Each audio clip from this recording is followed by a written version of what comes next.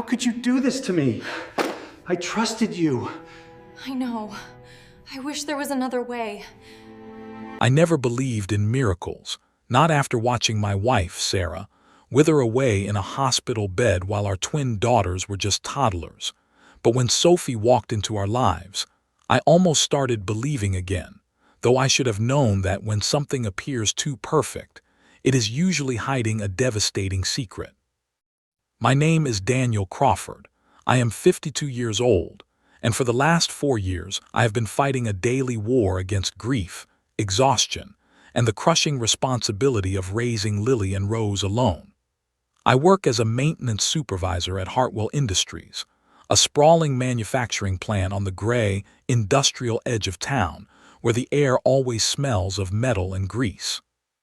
It is hard, honest labor that leaves my hands stained with oil and my back aching, but it puts food on the table and keeps a roof over our heads, even if that roof leaks when the autumn rains come. The company has been my lifeline, offering me compassionate leave when Sarah was dying and looking the other way when I had to sprint out of the gates at 3:00 p.m. because a school nurse called, yet the constant juggling act was slowly killing me. My mother, bless her heart, tried to help, but at 74, she simply couldn't keep up with the boundless, chaotic energy of 2 7-year-olds who were desperate for attention. I cycled through babysitters like cheap tires. Some were glued to their mobile phones, ignoring my children to scroll through social media, while others were simply unreliable, canceling minutes before my shift started and leaving me in a state of panic. I was drowning, desperate for someone who would see Lily and Rose not as a job, but as the fragile, beautiful little humans they were. That was when I saw the handwritten index card on the community board at the local coffee shop, pinned haphazardly between advertisements for guitar lessons and lost cats. Experienced with children, patient, caring, Sophie Mitchell. I called the number that evening, expecting another disappointment, another teenager looking for easy cash. But the voice that answered was different, calm, articulate, and possessed of a warmth that seemed to travel down the phone line and wrap around my weary shoulders. She didn't ask about the money first. She asked about the girls, about their favorite colors, their fears, their routines. When she arrived for the interview that Saturday, wearing a simple cream jumper and jeans, with her blonde hair tied back in a practical ponytail, the atmosphere in my cramped living room shifted instantly. My daughters, who had become withdrawn and wary of strangers since losing their mother, didn't hide behind my legs this time. Sophie didn't push them. She simply sat on the worn carpet, opened her canvas bag, and pulled out high-quality art supplies, professional sketching pencils, and thick, expensive paper. Within 20 minutes, my house, usually filled with the silence of loss or the noise of tantrums, was filled with giggles. I stood in the kitchen doorway, clutching a mug of tea, watching this stranger enchant my children, and I felt a lump form in my throat because she was exactly what we needed, perhaps too exactly. I hired her on the spot, and over the next 3 months, Sophie became the ghost in the machine of our lives, the invisible force that made everything function.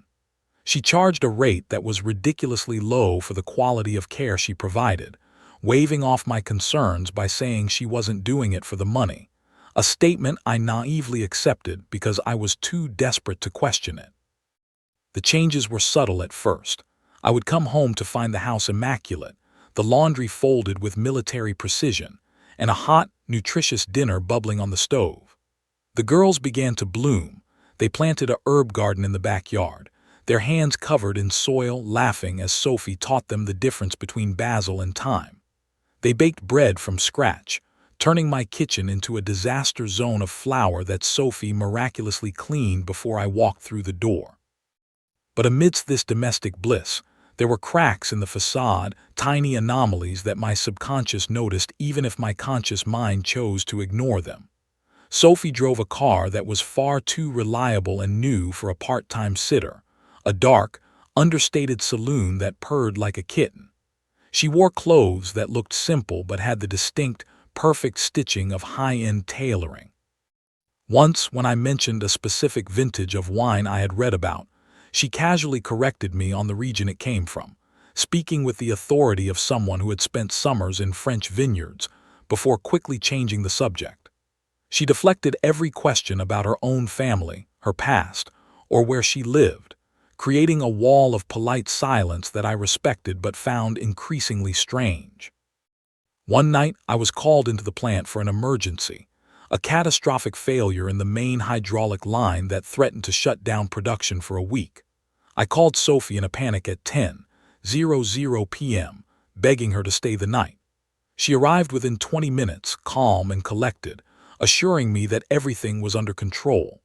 When I stumbled home the next morning, smelling of industrial lubricant and sweat, I found her making pancakes in a kitchen filled with sunshine and laughter. My daughters told me it was the best sleepover of their lives, that Sophie had painted their nails and told them stories about castles and princesses that sounded incredibly detailed. I looked at her then, really looked at her, and saw a sadness behind her smile, a longing that didn't match the cheerful babysitter persona she wore. I thanked her profusely, calling her a lifesaver, and she squeezed my hand with a softness that sent a jolt of electricity through me, a reminder that I was a man, not just a father and a worker. But the bubble had to burst. Reality has a nasty habit of crashing the party just when you think you are safe. The day my world turned upside down started like any other Tuesday, with a gray sky and a long list of repairs, until I was summoned to the main executive building for a mandatory safety compliance meeting. I rarely ventured into the ivory tower, as we called it on the shop floor. The executive wing was a different universe, a place of hushed voices, deep pile carpets, and the scent of expensive coffee, worlds away from the clanging metal and shouting of the plant. I felt out of place in my work boots and uniform, conscious of the grease beneath my fingernails as I sat through the meeting, eager to get back to my machines. As the meeting ended and I pushed through the heavy oak doors into the corridor, I was checking my watch, worrying about picking up milk on the way home, when I nearly collided with a group of executives sweeping down the hallway in a phalanx of power suits. I stepped back to apologize, muttering a sorry, and then I froze, my breath catching in my lungs as if I had been punched. Walking in the center of the group, flanked by lawyers and assistants who hung on her every word, was Sophie. But it wasn't my Sophie. This woman was wearing a navy power suit that probably cost more than my car. Her hair was styled in a sleek, professional blowout, and she carried a leather briefcase with an air of absolute authority. She was dictating instructions to a nervous-looking man in a tie, her voice sharp and commanding. As she passed me, she stopped dead, the color draining from her face instantly. The silence that stretched between us was deafening, amplified by the curious stares of her entourage. "Daniel," she whispered, her voice trembling, stripping away the executive veneer to reveal the babysitter I knew. "Sophie," I managed to choke out, my brain misfiring, unable to reconcile the woman who wiped spaghetti off my daughter's face with this titan of industry standing before me. One of the suits cleared his throat nervously and said, "Ms. Hartwell, the board is waiting for you in the main conference room." The name hit me like a physical blow, Hartwell. She wasn't just an employee, she was the bloodline. She was Sophia Hartwell, the daughter of Charles Hartwell, the owner of the entire company, the man whose signature was on my paychecks. She turned to her team, her eyes never leaving mine, and commanded, "Leave us. Now." They scattered like frightened birds. She stepped towards me, reaching out a hand, but I recoiled, stepping back, feeling a mixture of humiliation and fury rising in my chest like bile. I had let this woman into my home, into my heart, into the fragile lives of my grieving children, and the whole time she had been royalty slumming it with the peasants. "We need to talk," she pleaded, opening the door to a private office. I followed her, not because I wanted to, but because my legs were shaking so badly I needed to sit down before I fell. The door clicked shut, sealing us in a room that smelled of leather and betrayal, and for a long moment the only sound was the hum of the air conditioning and the thumping of my own heart. Sophie, or Sophia, or whoever she truly was, leaned against the mahogany desk, closing her eyes as if in physical pain while I stood by the door, clutching my hard hat like a shield. "Explain," I said, my voice harsh and unrecognizable to my own ears. Tell me why the heiress to the Hartwell fortune has been scrubbing my kitchen floor and playing hide-and-seek with my daughters for £10 an hour. Was it a game? Did you and your rich friends have a good laugh about the poor widower and his struggles? She flinched as if I had slapped her, her eyes snapping open, filled with tears that looked genuine, though I no longer knew what was real. It was never a game, Daniel, she said, her voice shaking. It was an escape. You have to understand. I grew up in this building and this life. I have never been Sophia. I have always been the asset, the heir, the Hartwell girl. People don't look at me. They look at my father's bank account. They befriend me for connections. They date me for leverage. I was drowning in a sea of fake smiles and transactional relationships. She walked to the window, looking out at the sprawling factory floor below where men like me labored. I put that card in the coffee shop on a whim, a desperate moment of wanting to be invisible, to be just Sophie. When you called, you didn't know who I was. You spoke to me with kindness, not deference. And when I met Lily and Rose, God, Daniel, they looked at me with pure affection. They didn't care about my stock options. They just wanted me to hold their hand. It was the first time in my adult life I felt real. I listened, fighting the urge to soften, fighting the memory of her brushing Rose's hair or helping Lily with her maths homework. You lied, I countered, my voice quieter but still hard. Every single day for 3 months you looked me in the eye and lied. My girls love you, Sophie. They talk about you as if you hung the moon. How am I supposed to go home tonight and tell them that their favorite person is actually the vice president of the company and she won't be coming back because she was just playing tourist in our lives? She stepped towards me, desperate. I'm not playing tourist. I fell in love with them. And She stopped, biting her lip, looking at me with a vulnerability that pierced my anger. I didn't want it to end. I knew the moment you found out, you would look at me the way you are looking at me right now, with suspicion and distance. I wanted to be part of a family, Daniel, your family. The silence that followed was heavy, laden with unsaid things, until the door handle turned and the heavy oak door swung open. Standing there was Charles Hartwell himself, the legendary CEO, a man I had seen only in newsletters and at company picnics from a distance. He looked from his tearful daughter to me, his maintenance supervisor, and his eyes narrowed with sharp intelligence. Daddy, Sophie gasped, wiping her face hastily. I can explain. Charles held up a hand, silencing her, and walked into the room, closing the door behind him. There is no need, Sophia. I have been wondering where you disappear to 3 afternoons a week. I followed you today. I heard enough through the door to piece the rest together. My stomach dropped. I expected to be fired on the spot, to be escorted out by security for fraternizing with the princess. Charles turned to me, his expression unreadable. Daniel Crawford, he said, and the fact that he knew my name was a shock in itself. 15 years in maintenance, perfect safety record. My floor managers tell me you are the best troubleshooter we have. I nodded, throat dry. Yes, sir. Charles turned back to his daughter. So this is where you have been, babysitting. Sophie lifted her chin, regaining her composure. Yes, and I am not ashamed of it. These are good people, Dad, real people. Something we seem to have forgotten about in this tower. To my absolute shock, a slow smile spread across the old man's face. Ashamed? Sophia, I'm relieved. Your mother always worried you were becoming too cold, too detached.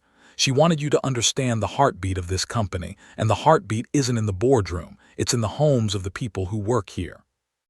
He looked at me again, his gaze piercing.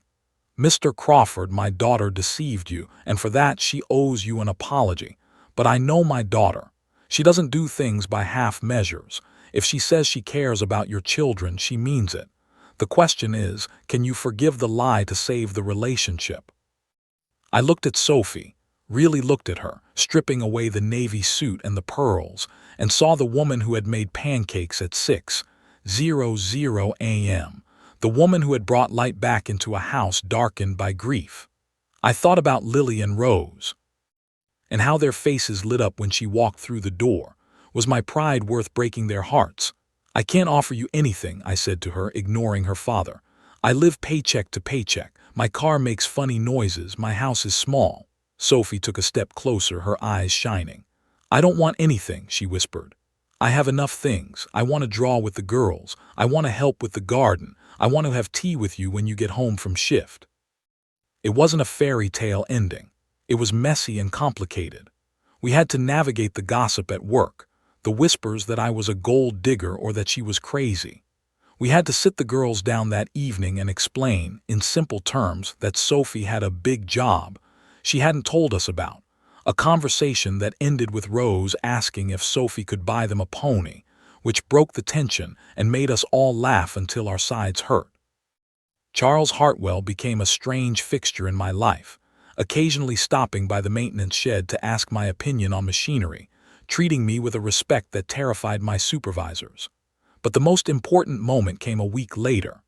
I came home to find Sophie sitting on the floor, still in her expensive work blouse but with sleeves rolled up, covered in glitter and glue, helping the twins build a castle out of cardboard boxes. She looked up at me, smudged with marker pen, radiant and exhausted, and smiled. It wasn't the smile of Sophia Hartwell, the heiress. It was the smile of Sophie, the woman who loved my children. I realized then that the money didn't matter, the title didn't matter. We were two lonely people who had found each other across a vast divide, bridged by two little girls who didn't care about bank accounts, only about love. And as I sat down on the floor beside them and picked up a glue stick, I knew that whatever challenges lay ahead, we would build something real, something lasting, right here on the living room floor.